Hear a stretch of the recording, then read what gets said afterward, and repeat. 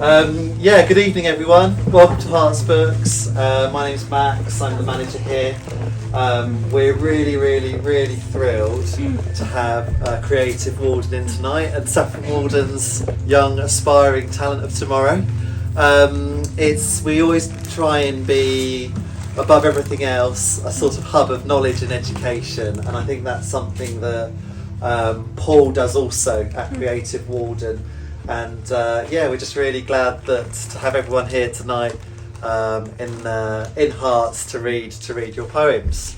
And when you are famous, guys, and you're writing your biographies, just remember to mention Paul and Hearts Books. That this was a place that inspired you on your journey. But if I could just ask everyone to join me in giving a round of applause to all the young people at Creative Walden. So I just want to say thanks to Max and everybody at Hearts who've made us feel so welcome, and it's so wonderful to have a brilliant bookshop in our town. 5 years ago, almost to the day, we published our first book, Writer's Room, and we had a fantastic session here. And one of the people who spoke or read their piece 5 years ago was Alice, who's gone on to become one of the tutors here, and she's well aware of how difficult it is to stand up here and read. And on that day she had 2 panic attacks prior to coming, but she still had the courage inside herself to turn up and read. So we are aware that it's quite pressured, but I know that each one of you can do that. We've got Lily's book, which we've just published, and a fantastic book it is as well. So I hope you'll all get copies. I want to say thank you to Lainey, who she offered to do some illustration, and we were originally thinking, maybe a nice book cover, and then she ended up doing about 20 of these illustrations. So a big thank you to her. She's fantastic talent and a real big supporter of Creative Walden and Writer's Room. Lily and Laura, her mum, climbed Scaffold Pike last year and raised £2,500 for Writer's Room, so I think a round of applause for them.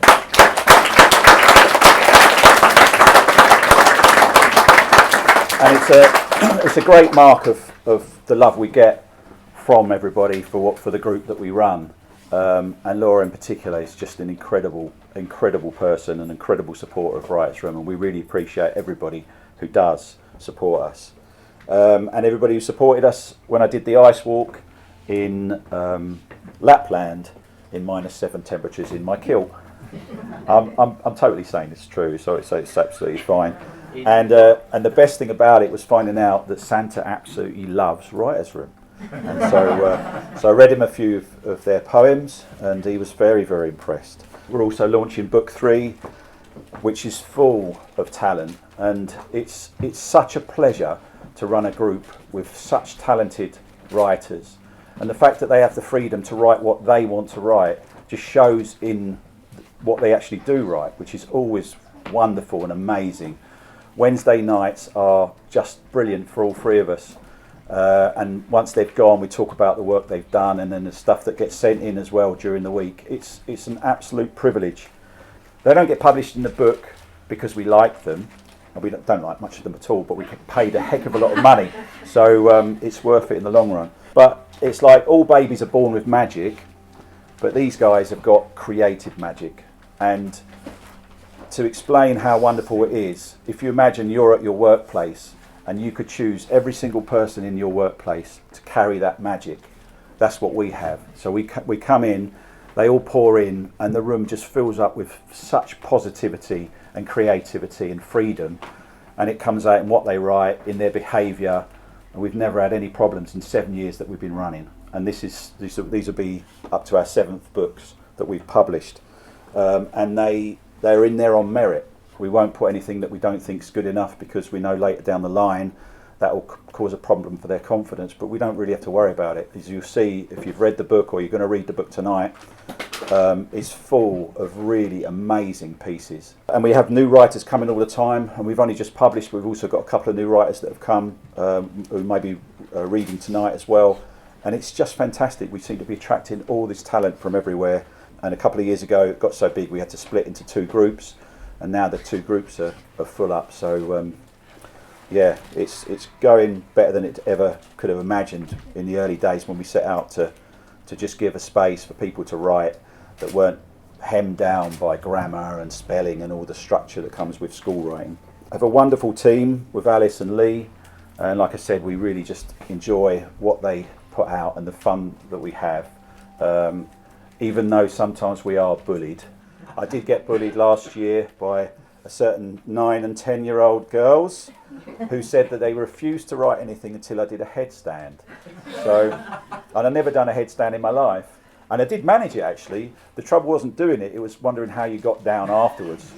But Lee was there to help, so yeah. And it is like a writing family, and I think when you've got the joy and the courage, then you get achievement, and that's what these guys have done. So yeah, I'd like to applaud them for what they've achieved.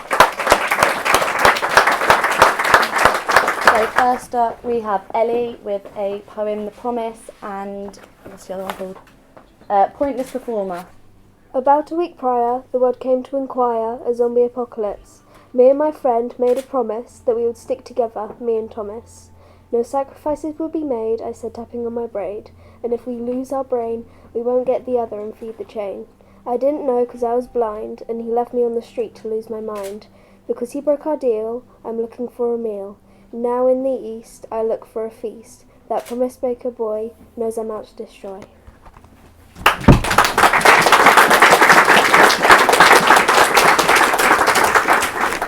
I used to swim close to the surface, believing I had a purpose.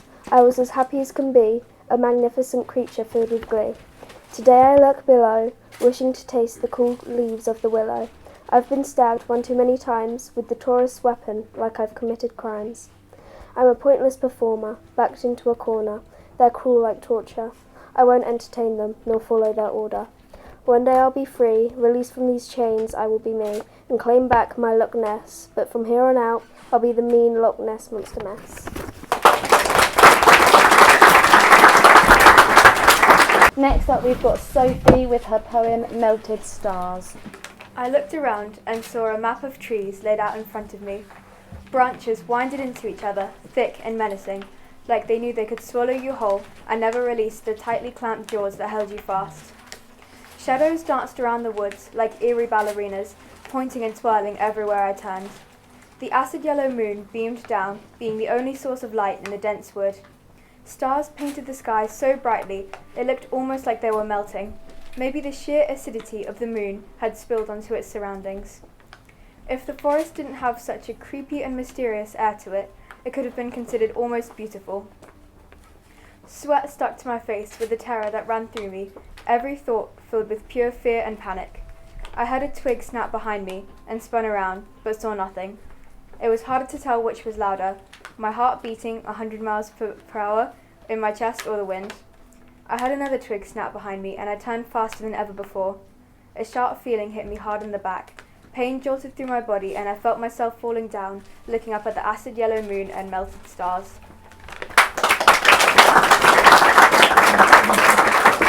Now we've got Benji with his poem, Magnificent Mother. Magnificent Mother, from the day I was born and I first saw your face, I knew you were marvellous, not a pitiful disgrace. At the day I first talked, I spoke of your name. You weren't like the others, not boring or lame. When I visited school, you were my first thought. You were glued to my mind, even when I was being taught. Each time we are parted, I sob in my mind, and whenever I struggle, sorrow is all I find. I'm glad that in my house is my dog and my brother, me and my dad and my magnificent mother.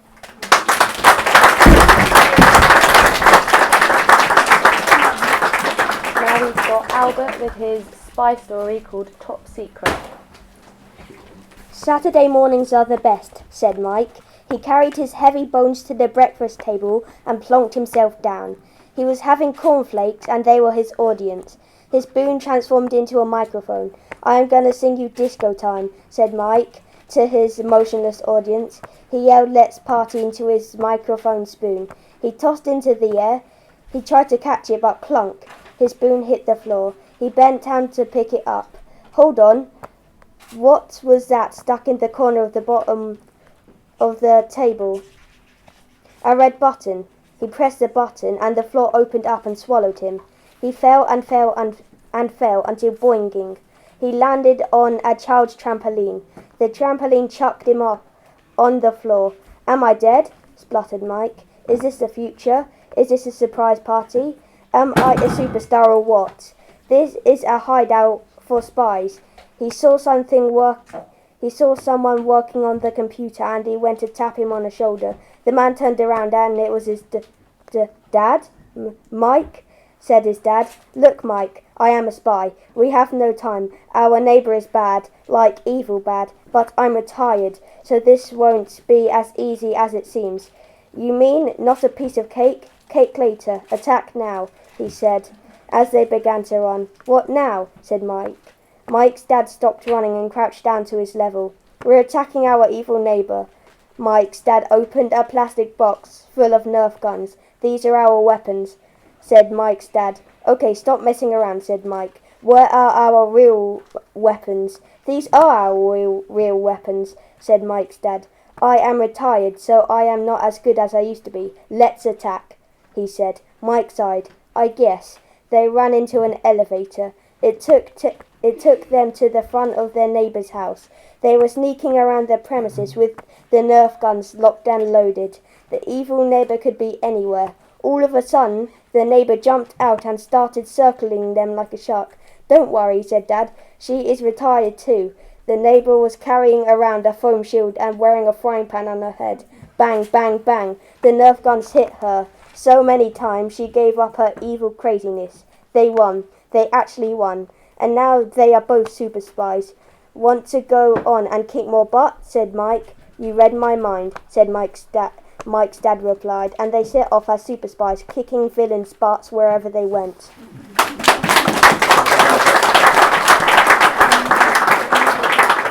Now we have 2 poems from Thomas. We've got I Am Teal and If You Are.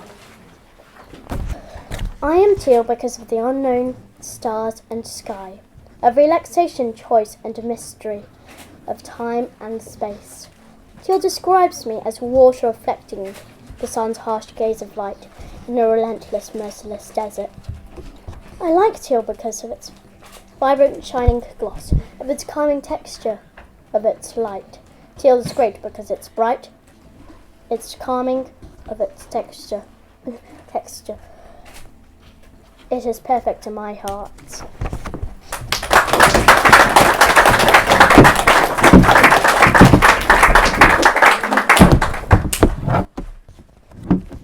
If you are. If you're a bat, I'll be your cave. If you're a hedgehog, I'll be your warm, cozy leaves for you to sleep in. If you're a pigeon, I'll be your nest. If you're a fox, I'll be your warm, safe den hidden in the dirt. If you're an owl, I'll be your nest in the tree. If you're a dormouse, I'll be your niche. If you're a person, I'll be your home.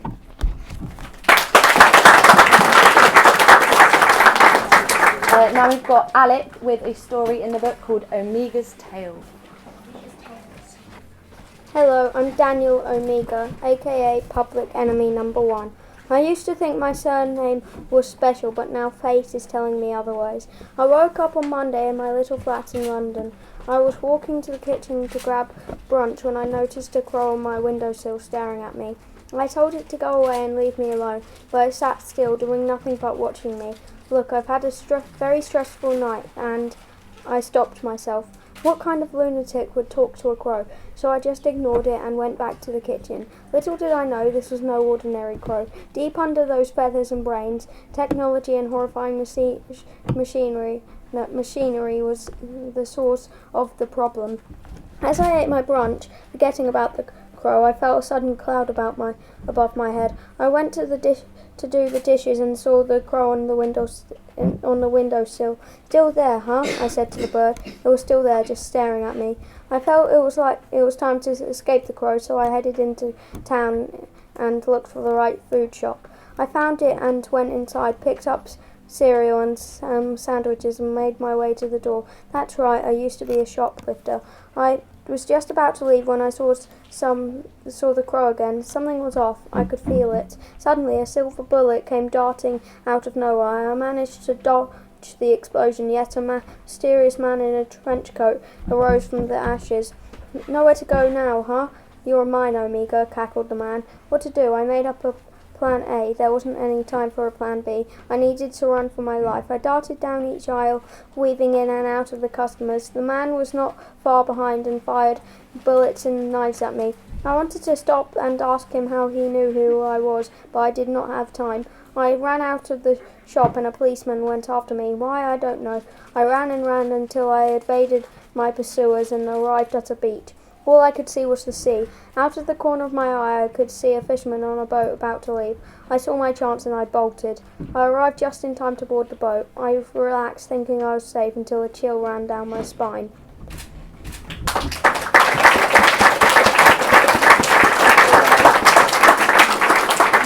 So I've got something else to introduce now, but first of all I want to echo everything that's already been said about what a magical place Writer's Room is and just how lucky I feel to be a part of it. Tonight we're all here to celebrate the power of creative writing, which I wrote an extract about in the book. Writing is something that I've been doing all my life, but it's particularly helped me through the more challenging times. It's helped me to process, release and express all sorts of feelings. And I think the kids here are so lucky to have something like creative writing in their toolkit to take with them through life. Writing can also be used as a tool to escape to a place far away from day-to-day worries.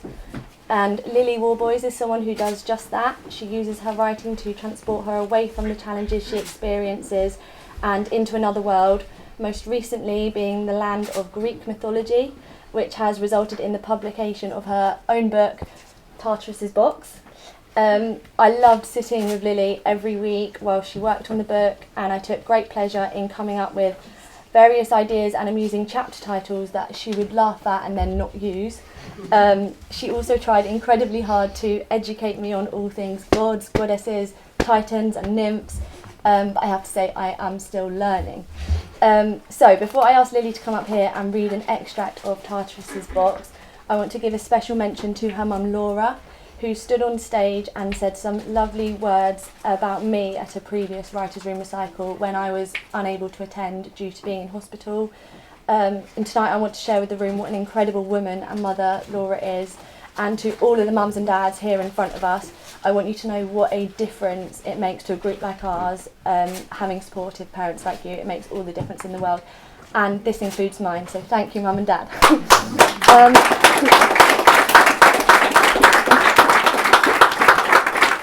Without further ado, I would like to introduce Lily and her published book, Tartarus's Box. She's going to read an extract from chapter 5.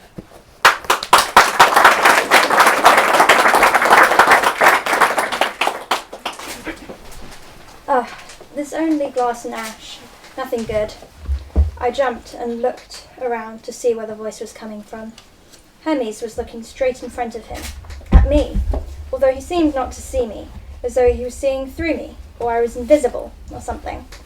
Wait, what is that? He said.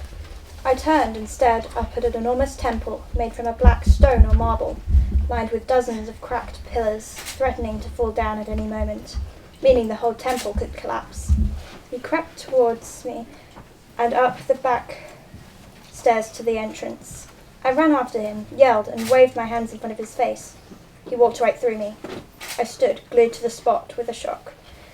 It was as if I was a ghost, as if I was transparent. Hermes walked further into the temple. I might as well follow him, I thought. So, we went deeper and deeper into the temple, which was empty of anything valuable, much to Hermes' disappointment. For instead there was only the occasional candle, and, more alarmingly, a few skulls.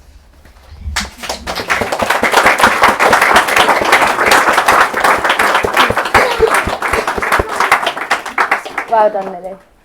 Now we've got Alice and her poem, If I Was the Queen. If I was the Queen of England, I would live in Buckingham Palace.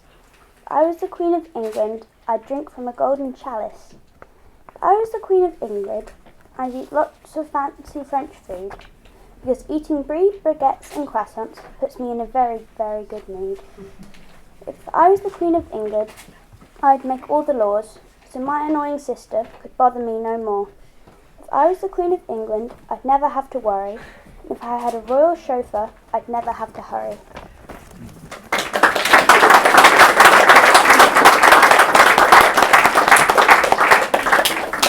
Now we've got another Lily and her poem, The Forest. As the forest grew dark, an echo formed through the land. Just so much as a whisper would bounce off the trees and fill the woods with horror. As the moon grows brighter, it lights up the forest, making it look almost magical. Life starts to fill the empty plains, and whispers start to become soothing. Deer, rabbits, mice and birds emerge from the bushes and between the trees. The wind sways the trees gracefully, and the forest is peaceful once again. Now we've got Heidi and her story, The Stranger. The young girl walked through the heavy rain. Her red coat shone, the only source of colour for miles. Thick smog covered everything.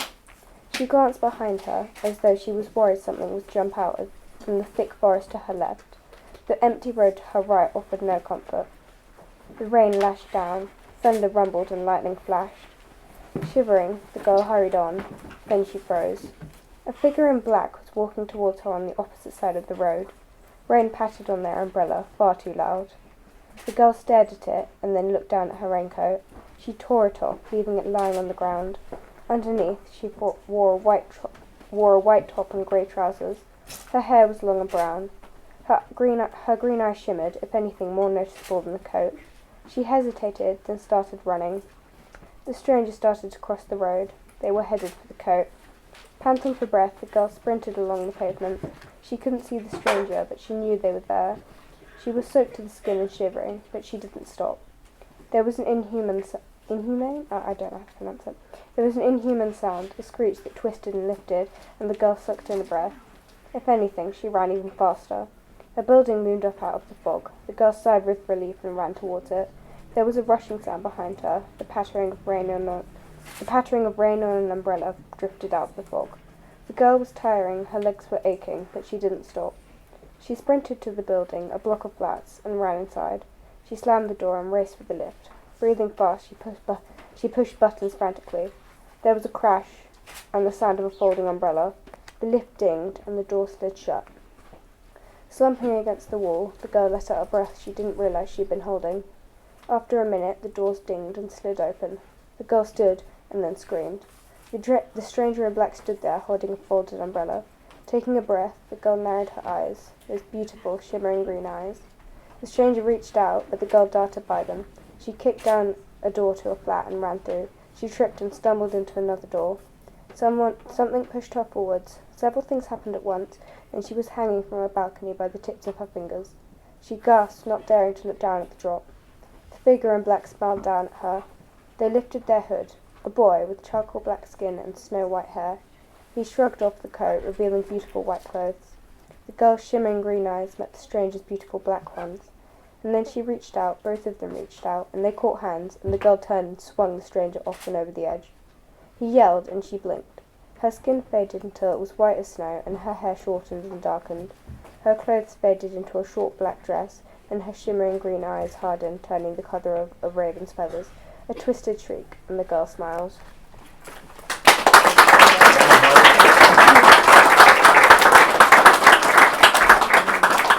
Now we've got Ollie and his poem, Audacious Spirit. I have been abused mentally and accused yet not. I have been threatened, though by a mere shadow of nothingness. I have been shook, and shaking I am. None sure level of danger that has only just arrived, yet is just leaving. As small as it is big, yet not here and is, in presence unknown, and yet all too familiar to the eye. Yet blurred vision at the back of black nothingness. Space to fill, and yet none empty. An audacious spirit, ghostly and not, therefore so unworthy, yet polite and moral. So unethically sane, yet sanity ceases to exist. Hard as it is easy, worrying as it is not, it dawns on me like sunrise, sunset, half moon, full moon, it appears. There's a depth, the bottom of a Mariana Trench. There's a height, a stretch, Point Nemo. Emotional yet not, frozen yet melted. A flurry, a flock. The Changtang, the roof, the ceiling, yet no pillars of support, nothing to stop it from crumbling. Not evolved and never will. It is the only thing it has done in its life yet to be born. The peak is at the bottom, and the bottom's up there, craning necks and still seeking full clear of you, yet not wanting a view at all.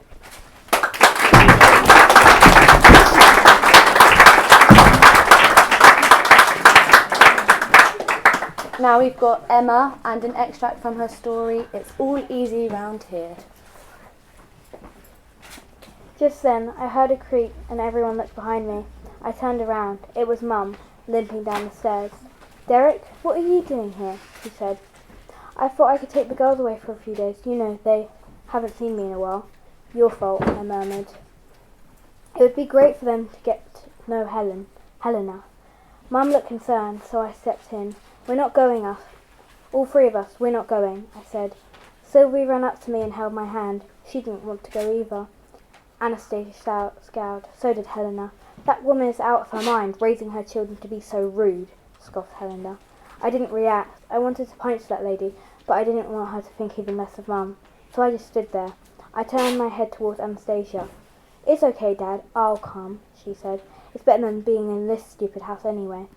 And I watched as Helena, Dad, and Anastasia walked out of the door like royalty. How could that little brat be so selfish to leave our ill mother here with a 7-year-old and a 14-year-old? I convinced Mum to go back to bed and made Sylvie a cup of hot chocolate and sent her to bed. I went into my room and bawled my eyes out. The next morning I got up nice and early to make Sylvie and I scrambled eggs. Mum must have heard the clanging of the saucepan because she came downstairs. "Is everything okay, darling?" she said. "Don't worry, Mum," I said. "It's all easy round here."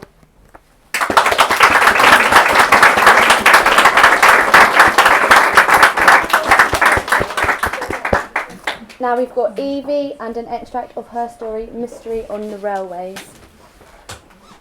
The screeching of the tracks pierced my ears as the train stopped in front of me. The doors creaked open and a gush of wind hit my face as a crowd of people left it. I stepped into the now what seemed to be empty train, which was not like most underground. The lights were flickering and cockroaches fell to the floor.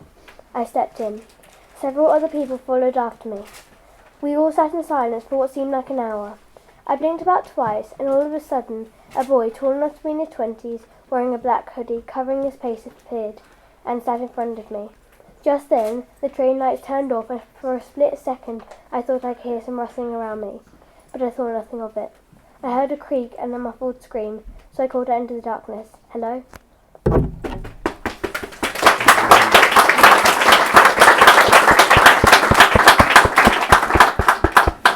Now we've got Chloe and her poem, To When I Was Younger. To when I was younger. I wish that I could turn back the clocks to when I was younger, to when rainbows meant rainbows and I knew nothing about starvation and hunger, when phones were just plastic and not an addiction, when makeup was fake and not an obsession, when words were just words and nothing rude, when emotions went everywhere and I was forever in a happy mood. So that is why I wish I could turn back the clocks, to when I was innocent, calm and careless, to when I was younger.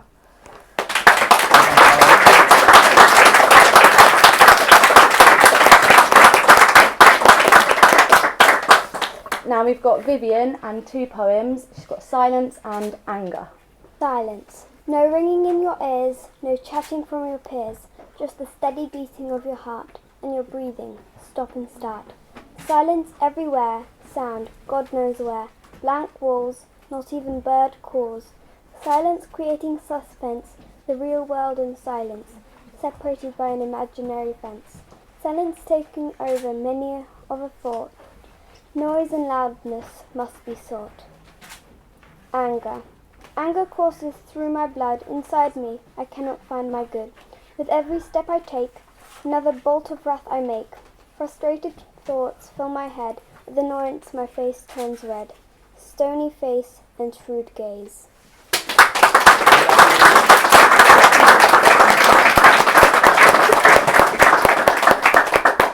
And now to wrap up the evening, we've got our last young writer, Lily. She's got 2 poems, Mums and Brotherhood.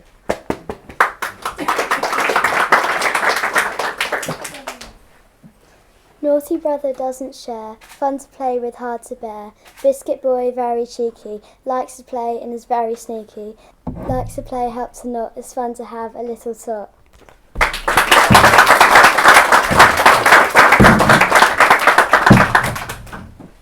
Mums. Mums are like stars in the sky. They will watch over you and guide you through the night. Like angels, they bless you and protect you till the end of time. Mums, like teddy bears, will love you forever. She will come with you on your journeys, whatever the weather. Just like diaries, they'll listen to your troubles. When you write to them, their love for you doubles. Like a ninja in disguise, they will sneak into your feelings. They will stroke your head while you're asleep dreaming. Mums are like gods with hearts of gold, brave and victorious, humble and gold. Mum, you don't know the love that you and I share. Hope you like my poem and always take care.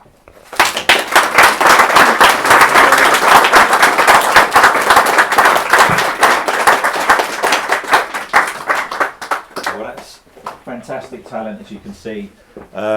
Nancy has made some cakes, so stick around for them and spend loads of money on the books. So, and we'll hopefully be back at some point with more publishing. If we get the funding and the support, then we'll keep doing what we're doing. Like I said before, it's a real pleasure for all of us, and how fantastic to see them step up and deliver tonight, really. So another round of applause for all of the writers.